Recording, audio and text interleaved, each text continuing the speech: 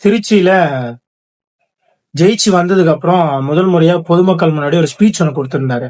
நடிகரா கொடுக்கல, நம்மளுடைய தமிழக முதலமைச்சரா கொடுத்திருக்காரு, நம்மளுடைய சிஎம் சார். அதுல நிறைய விஷயங்கள் பத்தி ஷேர் பண்ணியிருந்தாரு. அதை பத்தி தான் நம்ம பேச போறோம். ஃபர்ஸ்ட், யார் ஆட்சிக்கு வந்தாலும் விமர்சனங்கள் பண்றவங்க பண்ணிட்டு தானே இருப்பாங்க அப்படின்னு சொல்றாரு. முதல்ல சொன்னதே தான்.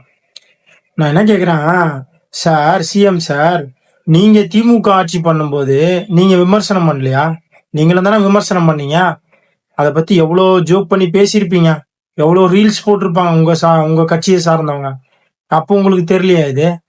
அதே மாதிரி ரெண்டாவது, தற்குறி தற்குறி தற்குறின்னு எல்லாரும் முதல்ல தற்குறின்னு யார சொல்றாங்க தெரியுமா? எல்லாரும் நீங்க வேணா இப்ப என் கமெண்ட் பாக்ஸ்ல போய் பாருங்க.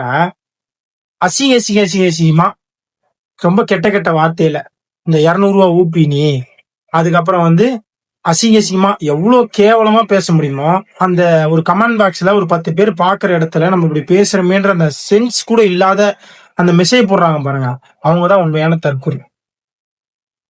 ரெண்டாவது, அதாவது இப்ப புதுசா ஒரு கதை சொல்றாரு. என்னன்னா, இது வரைக்கும் நடந்த பிரச்சனை எதுக்குமே, அதாவது 264 கேஸ் இது வரைக்கும் ரிஜிஸ்டர் இருக்குது, எதுக்குமே அவர் காரணம் இல்லையா? இது எல்லாத்துக்குமே காரணம் திமுக தான் காரணமா.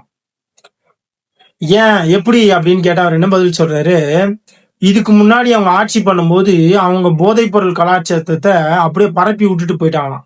அது ஸ்டார்டிங் ஸ்டேஜ்ல எடுத்துருக்கணுமா. ஏன்னா ஸ்டார்டிங் ஸ்டேஜ்ல நம்ம விஜய் சார் என்ன பண்ணிட்டு இருந்தாரு தெரியுமா? 10 பாட்டில் நான் குடிக்க அப்படின்னு பாட்டு பண்ணிருந்தாரு. அப்போ அவர் தட்டுந்தாருன்னா உண்மையிலேயே போதை கலாச்சாரம் நிறுத்திருக்கோம். ஆனா அவரு தான் எங்க பணம் சம்பாதிச்சிருந்தாரு படம் நடிச்சு. இது வரைக்கும் தமிழ்நாட்டுல பதிவாயிருக்கக்கூடிய கேசஸ்ல அல்ல பலதரப்பட்ட டிவிகேவை சேர்ந்த நபர்கள் சம்பந்தப்பட்டிருக்காங்க.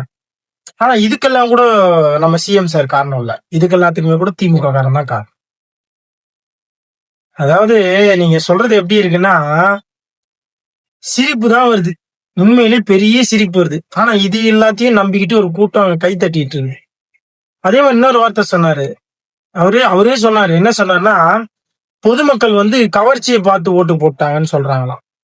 நான் என்ன கேக்குறேன், சார் நீங்க என்ன சார் காமராஜரா, இல்ல கக்கனா, இல்ல பெரியாரா, இல்ல அம்பேத்கரா, வேற எதை பார்த்து சார் உங்களை பார்த்து ஓட்டு போட்டாங்க? முறைப்படி பார்த்தா நீங்க திருச்சியில எதுக்கு வந்தீங்க? நன்றி சொல்ல வந்தீங்க. வந்த உடனே நீங்க என்ன பண்ணணும்?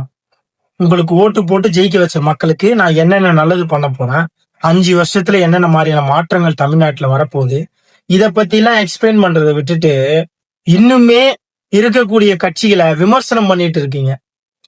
அதெல்லாம் விட எனக்கு பெரிய ஒரு மன கஷ்டம் என்னன்னா, ஒரு நல்ல தலைவனுக்கான அழகு என்னன்னா, மக்கள் செய்யக்கூடிய தவிர ஒரு அரசனா நான் செஞ்சேன்னு ஏத்துக்கணும் தான் ஒரு நல்ல அரசன். அவன் தான் ஒரு மக்களுக்கான ஒரு நல்ல தலைவனாகவும் இருக்க முடியும், நல்ல அரசனாகவும் இருக்க முடியும். அந்த பழியை தூக்கி மத்தவங்க மேலேயும் மக்கள் மேலேயும் போடுறவன் அரசன் கிடையாது. மக்களுக்கு முன்னிப்பவன் தான் அரசனே தவிர மக்களுக்கு பின் நிற்பவன் அரசன் அல்ல, கோழை. இது தெரிஞ்சுங்க சார் நல்லா. சார் சிஎம் சார், திமுகவை குறை சொல்லி ஜெயிச்சிடலாம் சார், ஆனா ஆட்சி நடத்த முடியாது சார். தெளிவா புரிஞ்சுங்க முதல்ல.